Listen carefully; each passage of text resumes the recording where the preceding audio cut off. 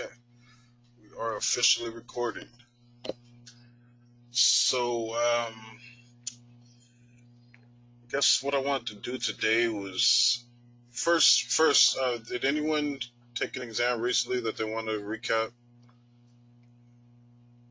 I know we had a few last week, which was pretty good. We had a 10:01 and a 10:02 recap last session. That's cool. Okay. Alrighty. So, what I want to do is I guess I'll answer whatever questions you guys have if I can. But I I wanted got a question. Um, I'm actually about to go. As soon as this meeting is over, I'm going to walk in the testing center and take it. Sitting in the parking lot on my laptop. Um, as I was taking these practice quizzes, I know there was one. It was kind of like a drag and drop with the 802.11. And I tend to get those confused. Does anybody have any suggestions on little tricks that you use to memorize the?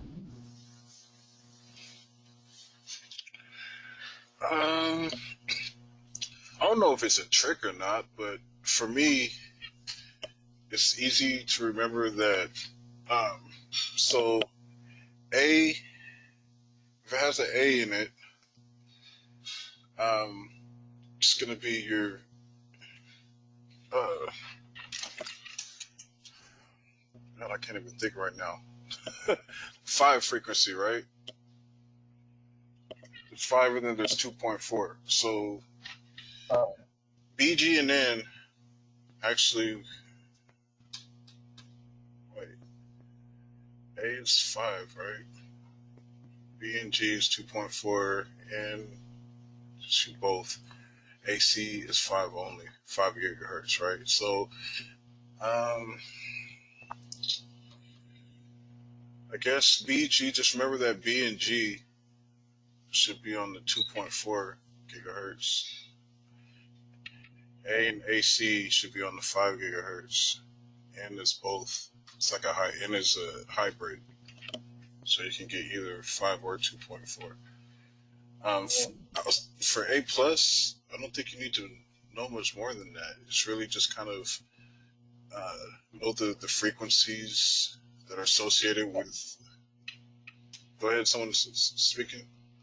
Yeah, I was gonna say, but like in the A, isn't it like 11 megabytes per second, and then B is like 54, and then G goes back down to 11? Is that When you're talking about did it your kind of regress like the speed?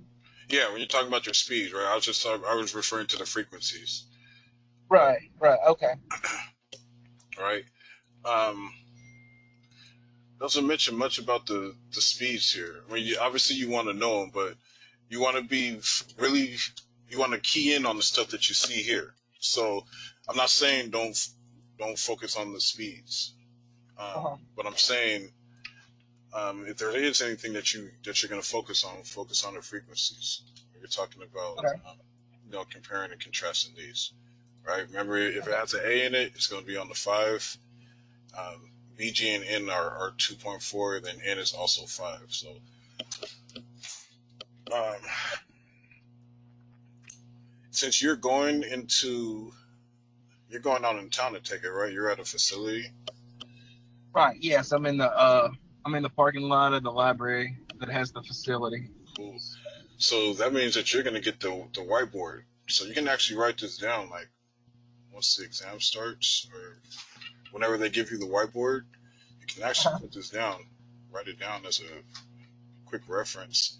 I guess the easiest thing to do is just kind of take this part out of it because it's the same anyway, right? It's like the network ID and the subnet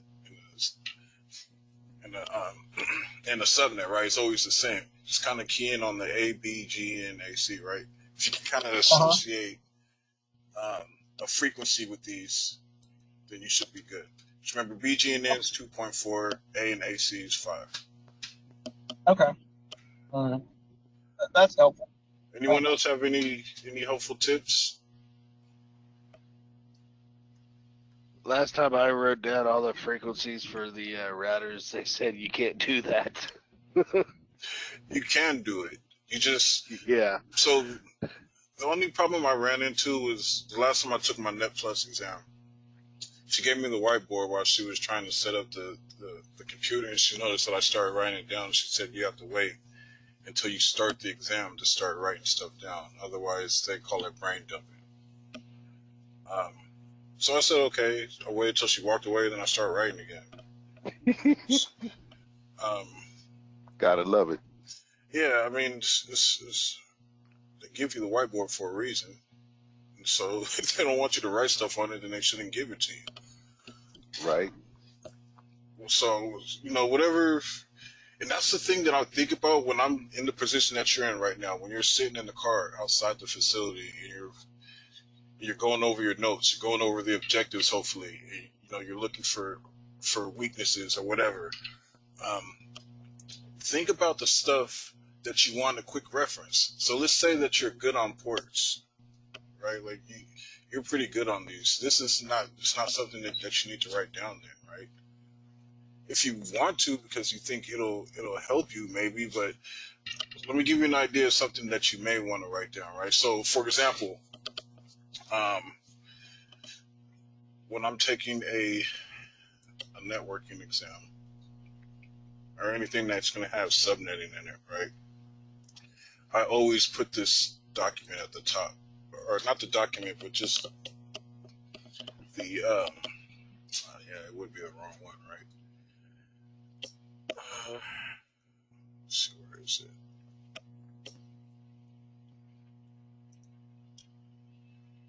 Actually, I don't know if it's in here. But what I do is I put like a quick reference chart at the top, and it just helps me with the subnet. So it's something like, yeah, it's on the other one. I don't know where it is. I feel like wasting time looking for it. But let's say like subnet mask, for example, right? Like your classful ones. Maybe you want to put the ranges down there, right? So, or the IPv4 private versus public address ranges, the PIPA range. So anything that'll help you preserve time, right? So you don't have to spend a lot of time trying to work something out. That's the type of stuff that you want to write down. So, and something like this too, right? If you're still kind of iffy about these, then this is something that I would just put like a real quick reference. So if they come up, then you can easily just look over there and say, okay, yeah, 5 gigahertz, right? So that type of stuff, that's the stuff that you want to put down on the whiteboard. And I've taken a lot of CompTIA exams at this point, and I've never been penalized for writing anything on the whiteboard. That's actually the first time that anyone ever said something to me. I guess I was doing it too soon, but just trying to get it out of the way.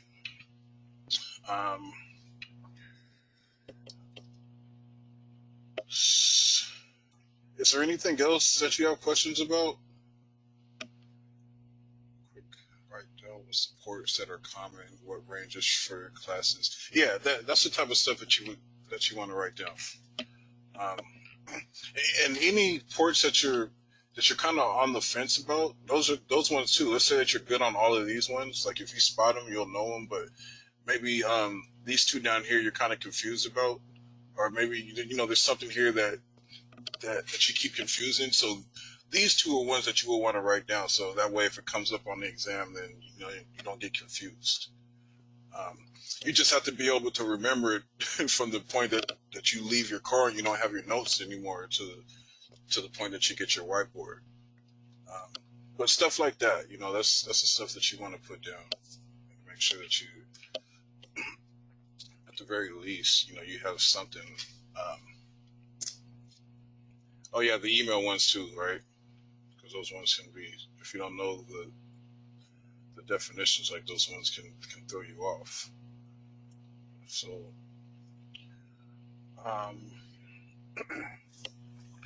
did want to talk a little bit about networking today, like this section here, because networking is a pretty decent part of this exam. If you look at the percentages here, right, you have 20% on just the topic itself, and then it's sprinkled in here too.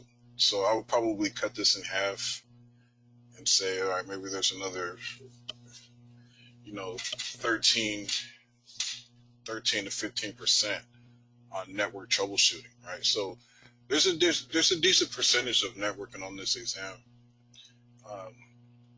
And so those are one of the areas. I mean, definitely this area here, you want to make sure you spend a decent amount of time getting familiar with these concepts, kind of knowing what you need to know.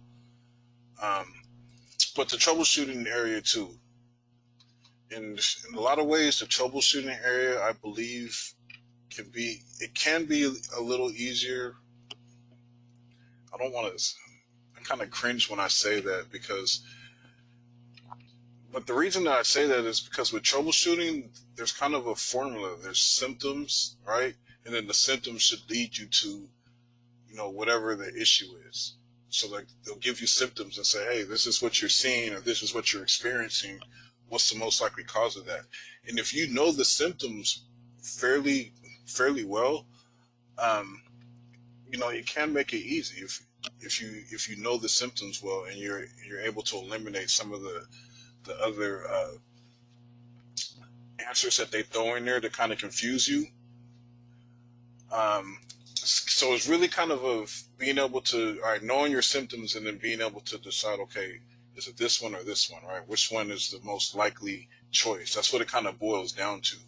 But once you know the symptoms pretty well, it's kind of a repetitive thing, right? Repetition type deal. Like the more you see the stuff and the more you're exposed to it, the more easier it becomes. At first, it is hard because they're like, okay, this is what's going on. What do? Do you reset the router? Do you restart the router?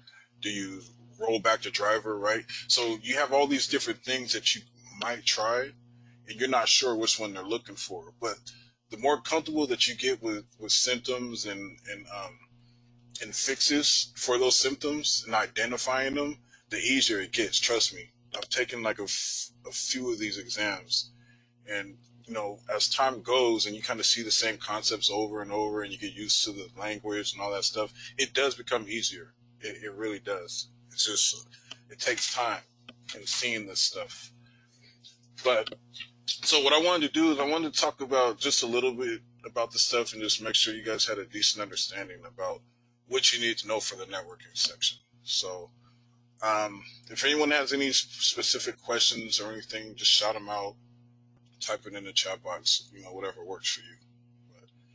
But, it's a chip that stores encryption on the motherboard. It's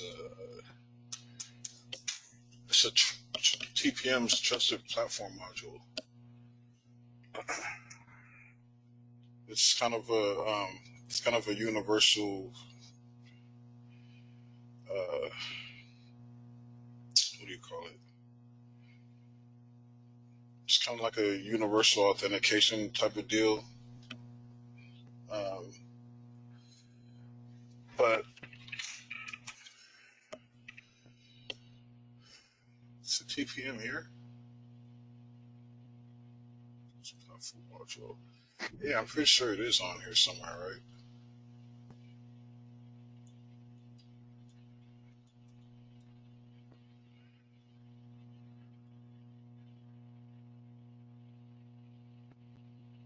Okay. All right, so I wanted to start here. I guess it's just kind of I want to kind of come down here and just talk a little bit about some of this stuff, or actually try to think back to what you may need to know for the exam. So compare and contrast common networking hardware devices. So let's start here, like pretty simple. Who can shout out the difference between a router and a switch?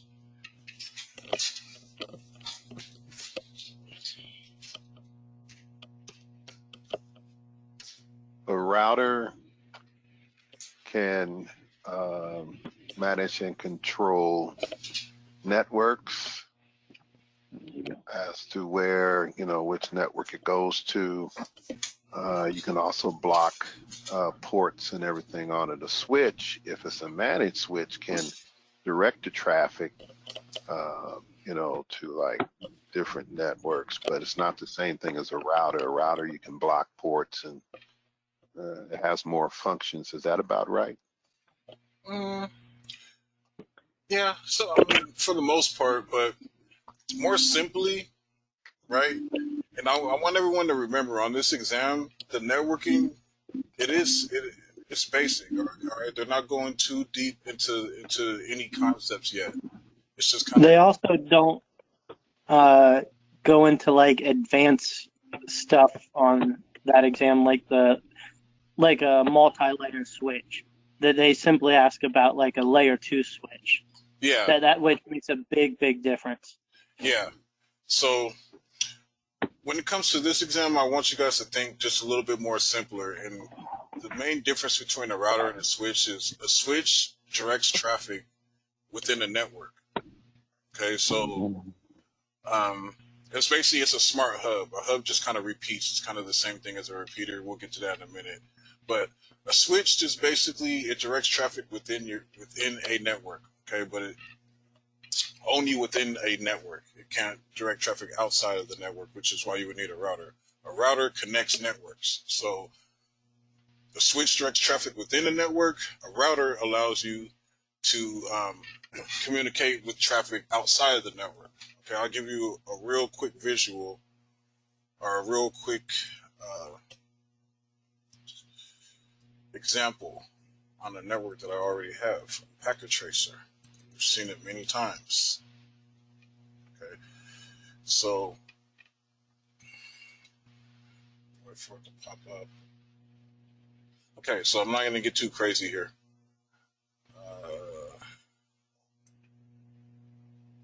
Okay, so what you see here is, let's see if I can make it a little bigger. It's going to make me log in. Okay, hold on. Try to bypass it.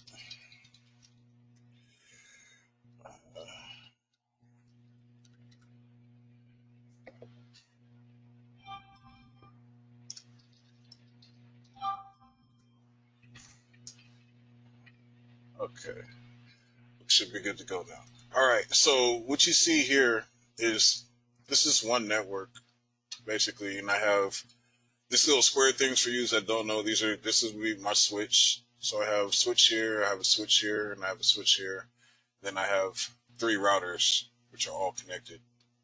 Okay, then so this is basically a mirror of each other. But so I have I actually have a VLAN here, and I have another VLAN here, and another VLAN here. So this is what you would call a broadcast domain. Okay, so if I wanted to communicate, let's say this PC wanted to communicate with this server for some reason, right? All I would need is this switch, okay, or any other device on here. All I would need is this switch. But since this is another network over here, if I want to communicate and grab something off of this server, at this point I would need a router because this is it's still the same network, but this is another segment of it. It's a different broadcast domain. Okay, so since I need to get over to a different network, or not a different network, I'm sorry, it's the same network, but I need to get over to another segment of that network, then I would need a router. Okay, so the switch directs traffic within this part of the network, but if I need to get out of this network, because you can see here that this is the 1.0 network and then this is the 2.0 network, so it's different subnets. Same network but different subnets. I don't want to confuse y'all.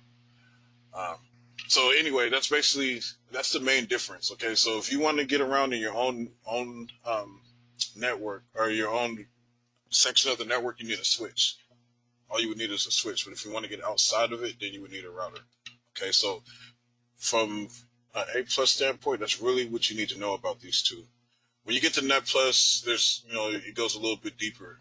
And someone mentioned, right, there's other types of switches. There's switches that have routing capabilities.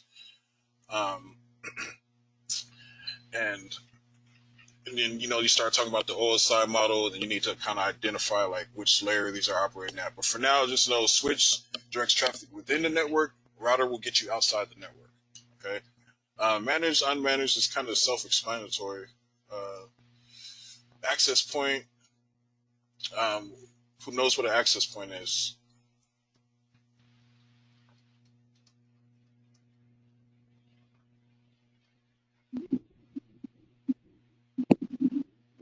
Allows wireless connections. Right, there you go. Or if you want to get, maybe you want to go to the internet.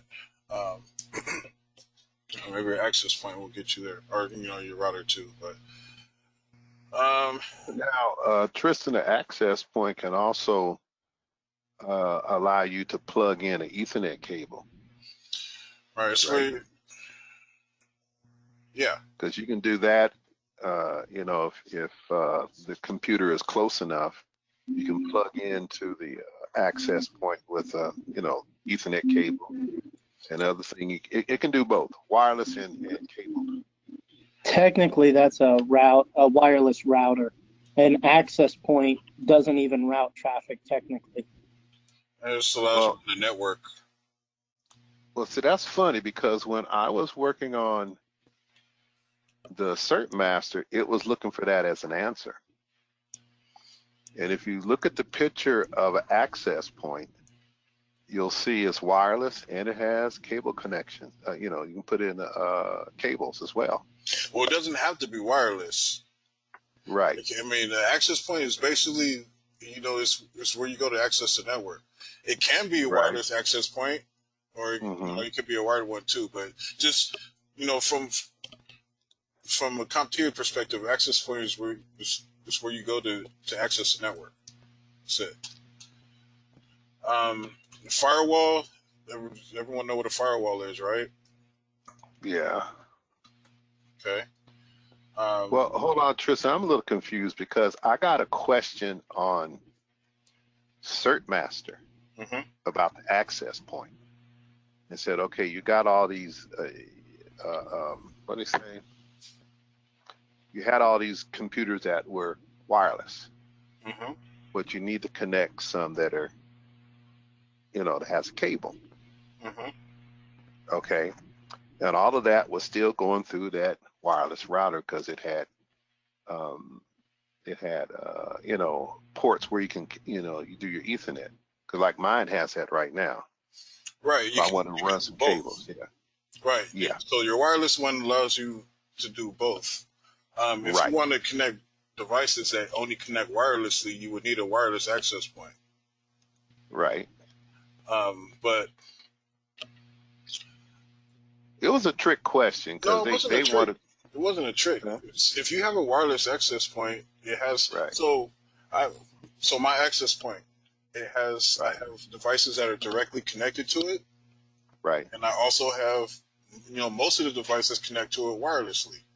Right. Right. But it's not in any particular category. I don't have to have anything directly connected to it. Right, but it has the capability. Yeah, it has the capabilities. But the main thing is, that's the device that I use to access my network. For any device that I need to get onto my network, that's the access point. So that's all that you really need to focus on. Like, it doesn't matter if it's wireless or wired. It could be either or. Okay. Right. It's just a capability. Just trying to understand. Right. Yeah. Okay. I'm sorry. Yeah. No worries. That's what we're here for. Make sure everyone understands. Okay. Do you have to pay for that? What were you talking about, Kevin? The control traffic between networks. Your packet tracers. Do you gotta pay for that? Oh no, packet tracer is free. Just go to Netcad, and you have to sign up for an account. But once you do that, you can download it free. Said Netcad. Yeah, there's actually a link in the forum. If you go to the forum, scroll down to the Cisco section, so it'll be under Cisco.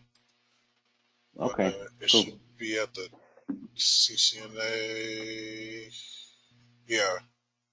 So under CCNA, packet tracer download will be here. That's where the link is. All Or you can right. just go to Netcad, www.netacad.com. Okay. Thank you. Yeah, no worries. Okay. Yeah, I wanted to talk about a few more sections there. Okay, so your NIC card is basically what you need if you want to be able to gain access to the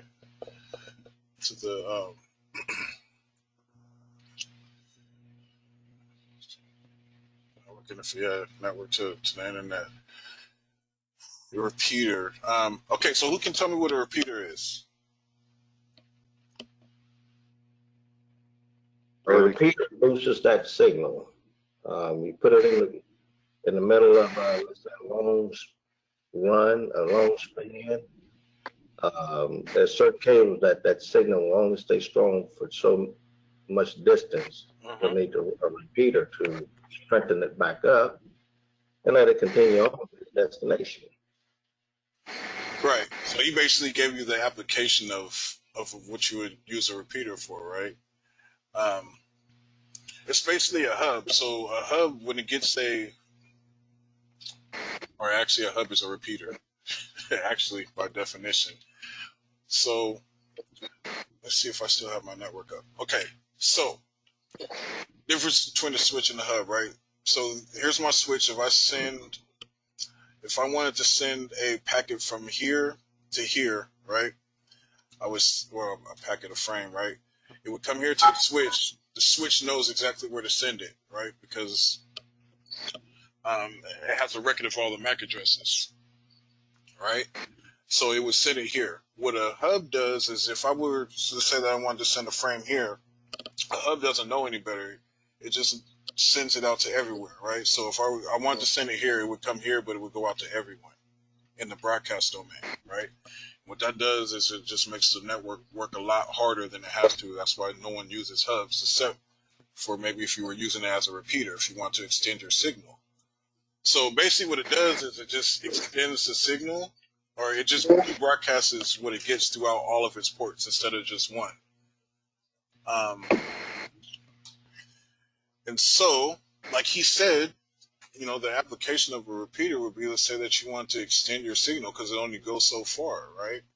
So you find a weak point in your, and this is common in people that live in like large houses.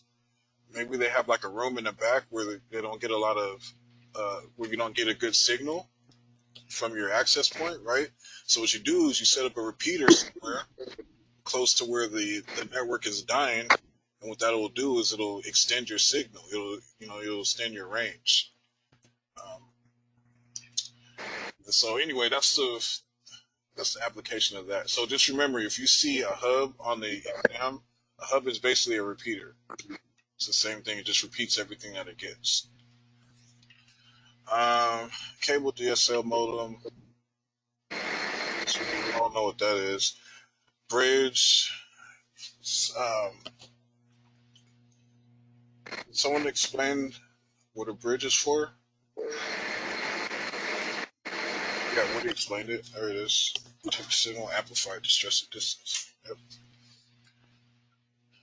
Yep. So basically what a bridge is it links two LANs. Mm-hmm. Yeah? Yeah, pretty much. Isn't that what we had before we had routers? It's like a router. Like a... It was a bridge between networks, but people were using a lot of bridges before they really got these sophisticated routers. Is that correct?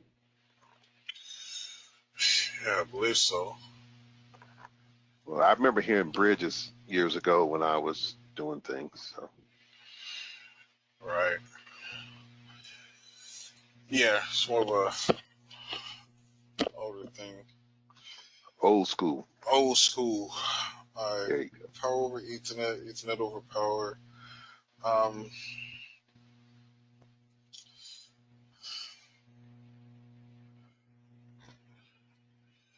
This area, I don't want to try to explain this. so I don't want to confuse anyone. I will confuse myself. So just remember 2.2.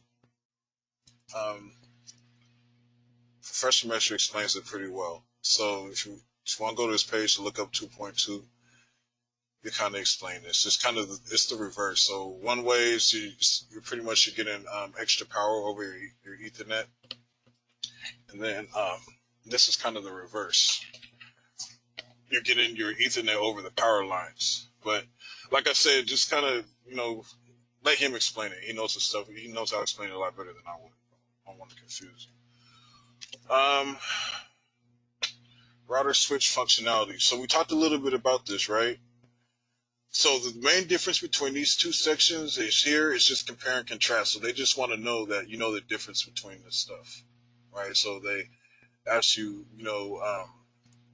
difference between a firewall and access point, or a repeater and a router, that type of stuff. Here, it's a little different, right? They're saying, given a scenario, install, configure basic wired, wireless, SOHO networks.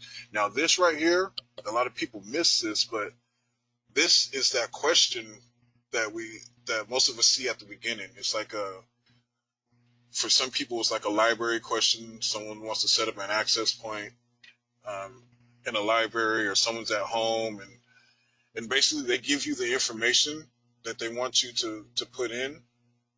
And you need to make sure that you put it in the right place.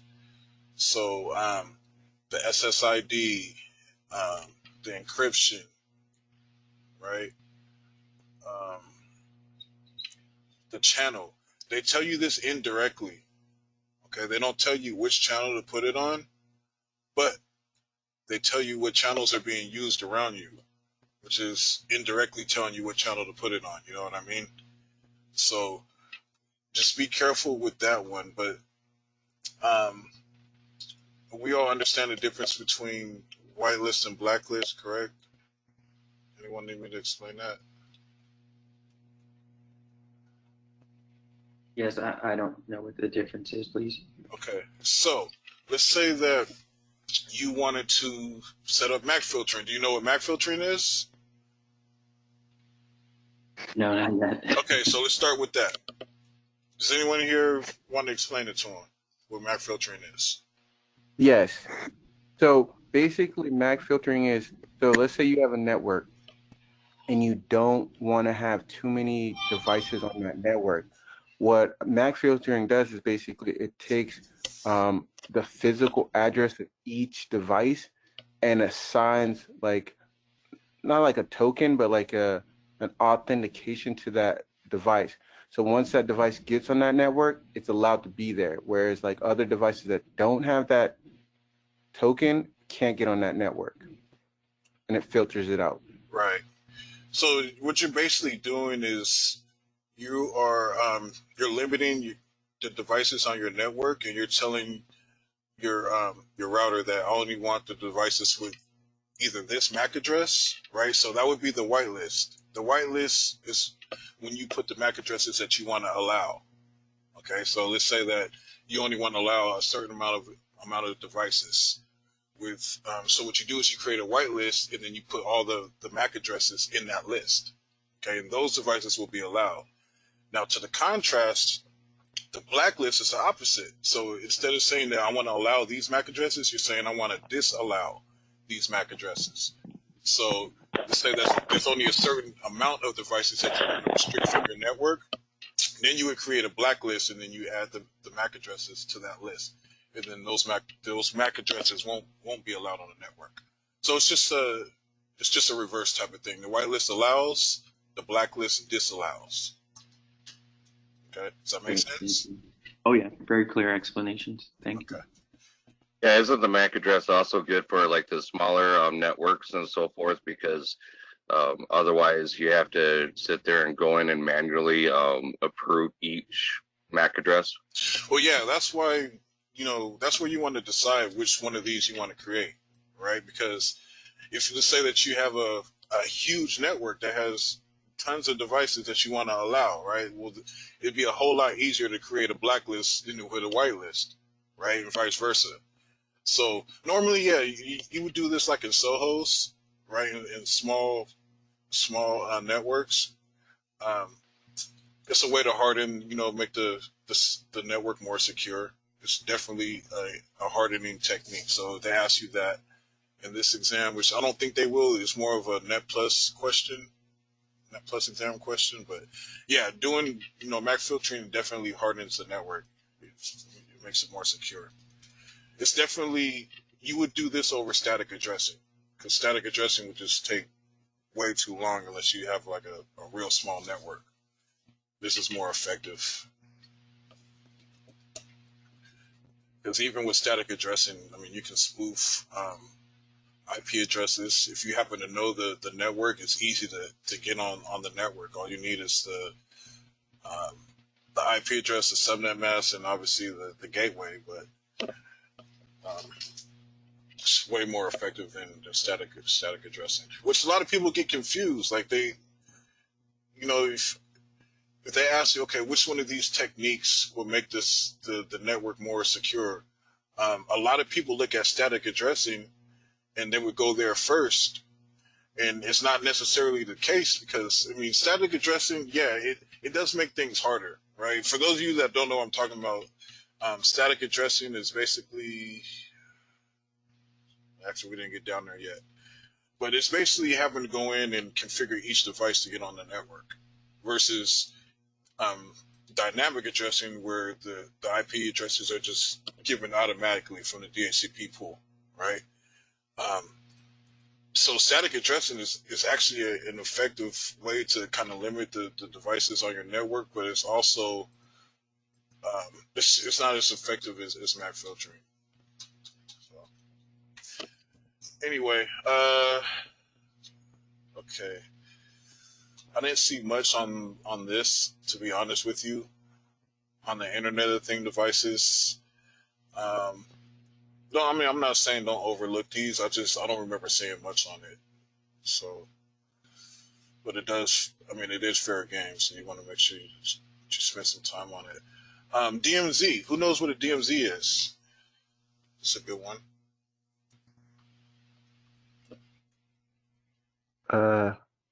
Tristan, do you want me to answer this? Yeah, go ahead, if you know.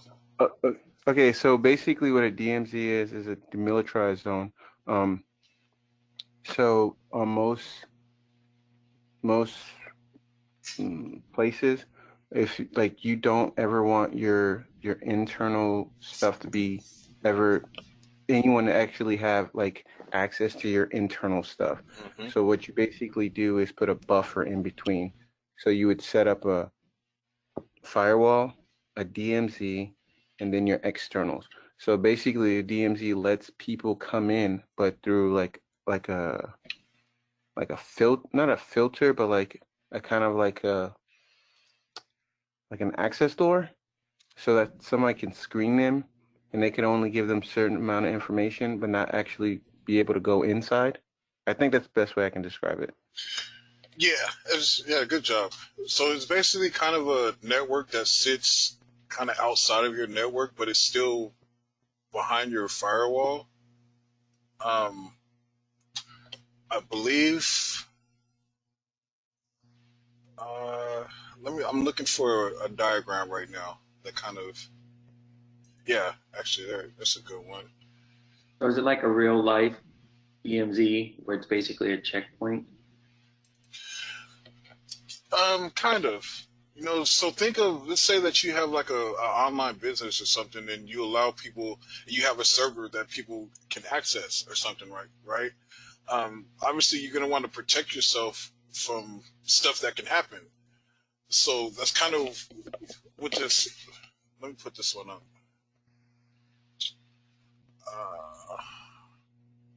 Okay. So here's your LAN, right? And then here's your firewall, and then you can see like the DMZ kind of sits off to the side. So you can see like the people, then here's your internet here, right? So let's say that I don't know, sell stuff on eBay or something or whatever. Or maybe you have a server or something that people access. Well, what you do is you have them access it from over here instead of going into your actual network. That's what Woody was saying, right? So instead of having access to the resources in your actual network, they kind of they're relegated to this over here, right? And it's still, you can see it's still kind of protected by the firewall, but it's just off to the side, right? It's not over here where your actual resources are. So it's just kind of like kind of like you said, like a checkpoint, or like, you know, when you're trying to get in a club and you have to stop and go through the bouncers first. Think of it like that.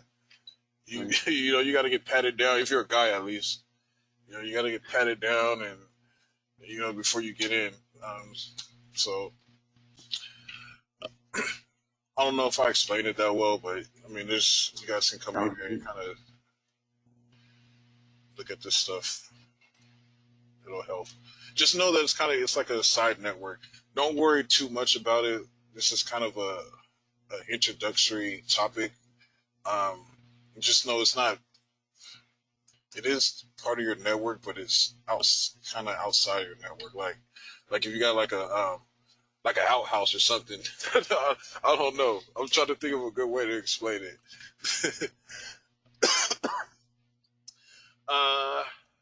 What else? How much time do we got?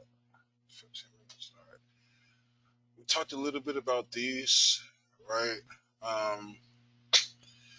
Know the difference between your Bluetooth, NFC, mainly.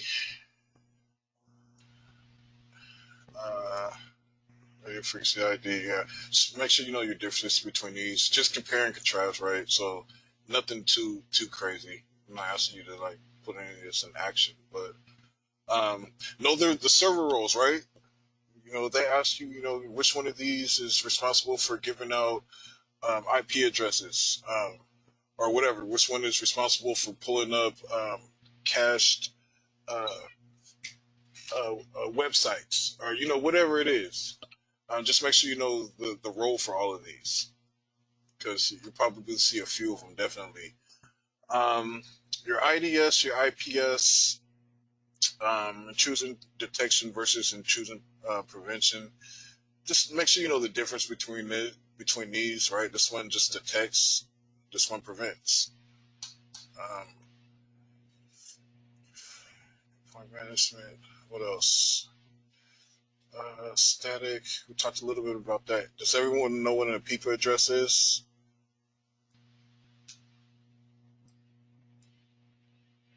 Okay. It's basically, so if there's something up with the DHCP server, either it's down or there's no connection or something like that. When you try to get an address automatically, and you can't, then it's going to give you an APIPA address. This is basically a link local. So for people, you just need to know the range, be able to spot the range. And it's pretty easy to spot versus the valid IP addresses.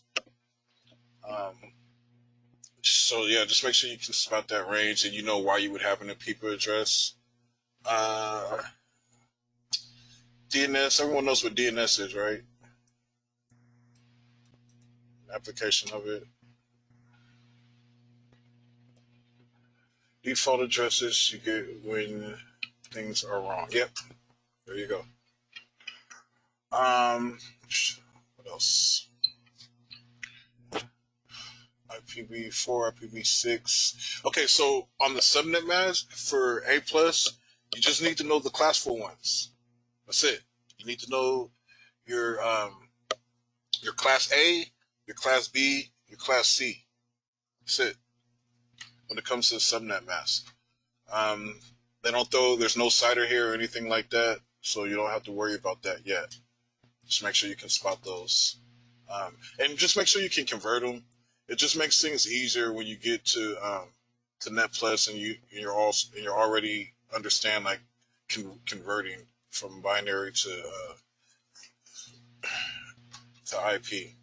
So let's see, gateway. We know what the gateway is. VPN. Does everyone know what VPN is? It's what you use to encrypt your network. Yeah.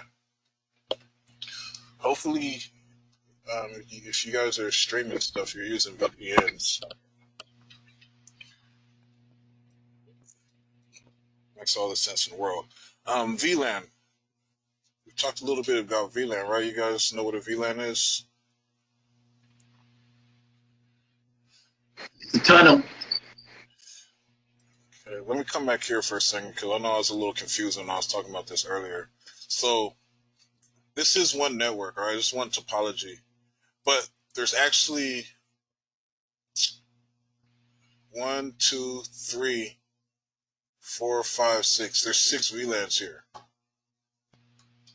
I know they're hard to spot, but this link between these two routers is actually it's a network. And you can see I have the network identified right here. This link right here is a network. It's just a point-to-point network. So is this. So even though this is one network, this is one VLAN over here. It's just a virtual local area network. This is another one over here, and this is another one down here, right? So within this network, I actually have 6 different VLANs or subnets. This is a subnet. This is a subnet. This is a subnet. This is a subnet, and so are these two. Okay, so for now, just you just need to know that VLAN is just kind of it's a segmented part of a network. It's what you do to make the network more efficient. You create multiple broadcast domains. Does everyone know what NAT is?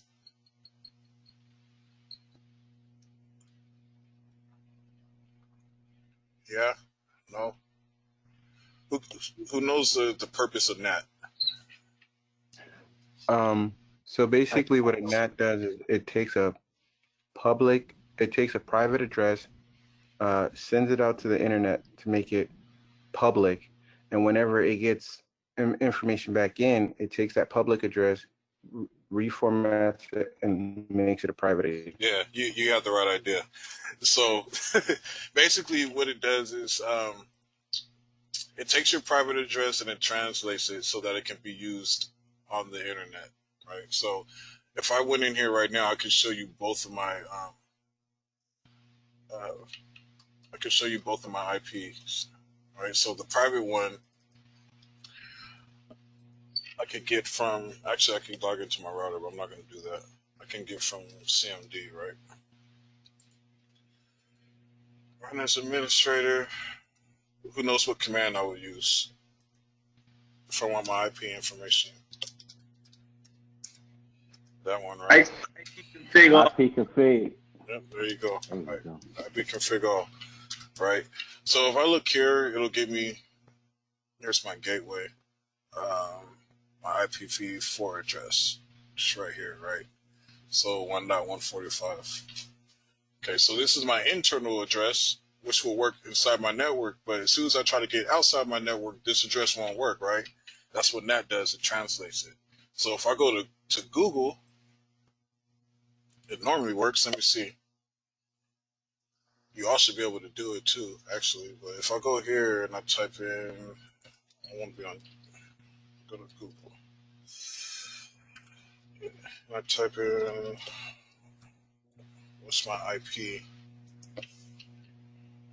Here's my public address, right? It doesn't look anything like my private, right? So that's what NAT does. It just translates your address so it can be used on the internet, and then when it's coming back, it does the same thing, right? It comes back to, then once it gets back inside your network, because this won't work inside the network, right? So it has to translate it back. So it's just kind of it's a translator. That's what NAT is. All right. Let's do these last 2 sections, and then like whatever questions you guys have, go through. By the way, any questions about this stuff that we went over already?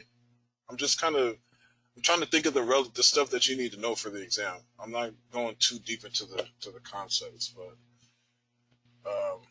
and obviously your networking tools, you just need to know what you would use each of these for. Right. A lot of them are pretty self-explanatory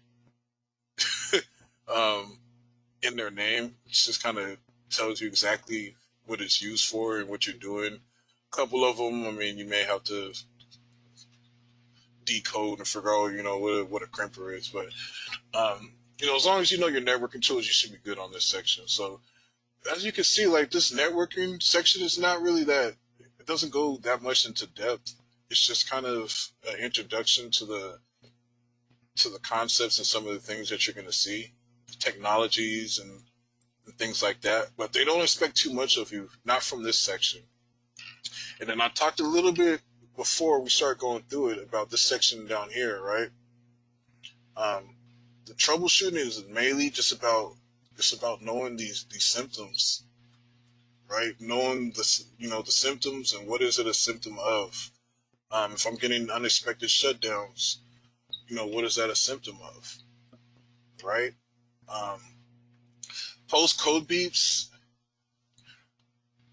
Before, you needed to know these, because I remember getting a couple questions on them. They were like, okay, if you get like 2 short beeps followed by a long continuous one, what does that mean? I'm like, are you serious? I haven't seen this on my version of the exam, okay, but just don't overlook it. I wouldn't spend too much time on it though. All right, even if you do get a question like that, it'll be 1. All right, because that's just kind of, it's going a little too far, from my in my opinion, that's going a little too far. Like expecting you to know all the switches on the command line tools and stuff like this, it's a little tedious. But, just understanding, blank screen on boot up. When you see these things, being able to attribute it to something and knowing, okay, if I'm getting continuous reboots, right? What's the difference between continuous reboots and unexpected shutdowns? Right, there's a difference. Smoke, right? Burning smell, stuff like this. If you know what to associate this stuff with, and that's why I was saying that it does kind of make this section here a little bit, I want to say it's easy. It's not, but if you're able to put yourself in the scenario that they give you and identify where you are in the process, it makes it easier. And you're able to attribute, like no power. It's a perfect one, right? Like, so if you're at the very beginning, let's say that you just get to your PC and you realize there's no power, like what's the first thing that you're going to do?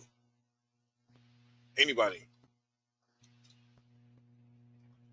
What's the question again? If you don't have power? Yeah, no power, right? You get to your PC, you realize there's no power. Check the plug in the wall. There you go. Right?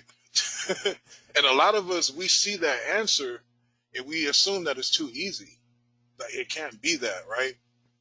How many of us will look at that and be like, it can't be that one? So you look right past it, you go to the other ones and you're like, So, if you just get to your PC and you realize that there's no power, checking the plug is definitely the answer. Okay?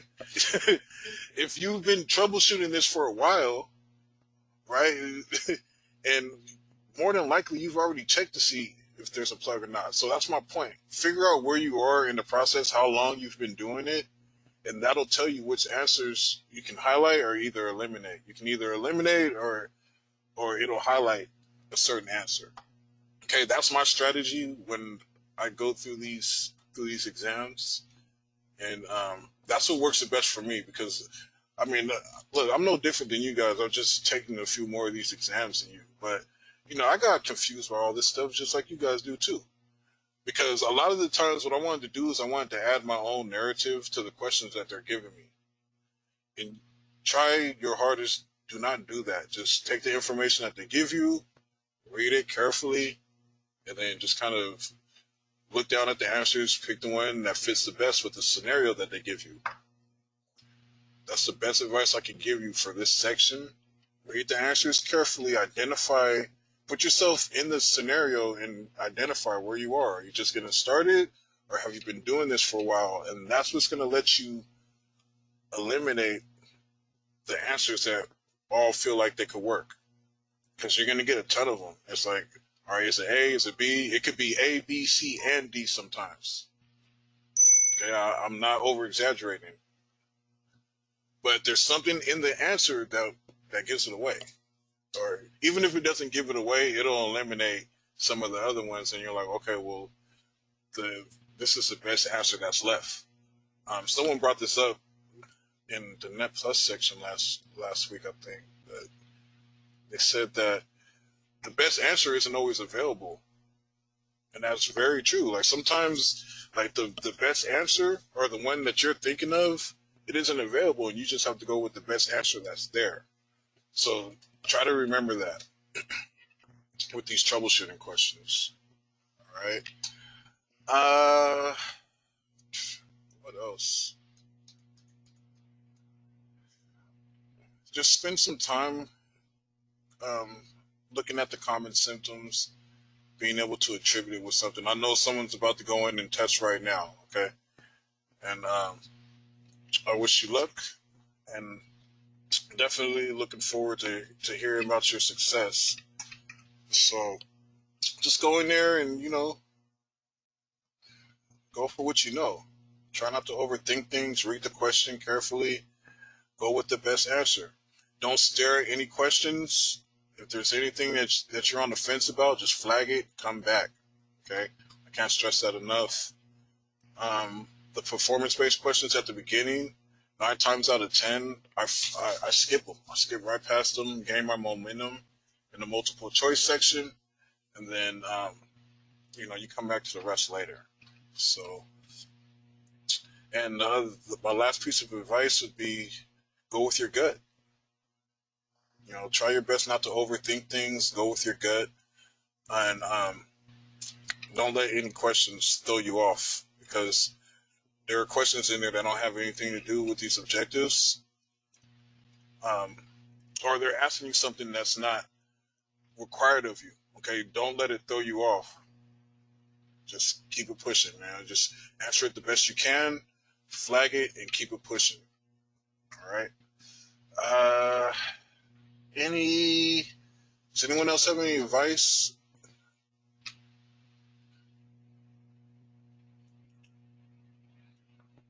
Don't rush it, bud. Yeah. Don't rush. If you don't know it, flag it. Absolutely. Yep. Skip all the performance ones. They're gonna be the first ones. Then go back to it. I have a simple suggestion. Breathe. When you feel yourself getting nervous, just take a deep breath, and it's just a test. And just try to relax. Don't get nervous. Yep. All excellent advice. Oh, also, if you're taking it at home, if you don't feel comfortable in the position that you are and you want to like lay down or do anything like that, all you have to do is ask the proctor, can you move? And they'll accommodate. Because I had that same situation happen to me where I was getting nervous during the test, and I took my laptop and I went down, and the proctor was like, hey, just next time just tell me when you move and we can accommodate. And they're really, really accommodating. So he allows you to move. Yeah, he let me like, because I was in my room and I laid down on the floor. He's like, yeah, it's fine. As long as you just tell me that you're going to move. Oh, wow. Okay.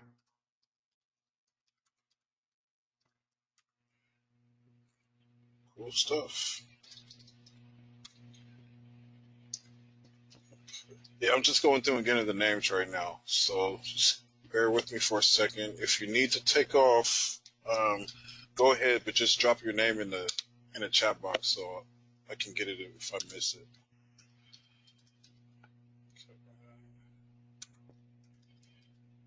Jose, what's your last name again?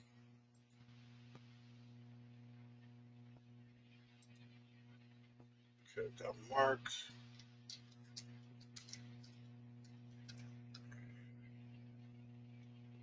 Stop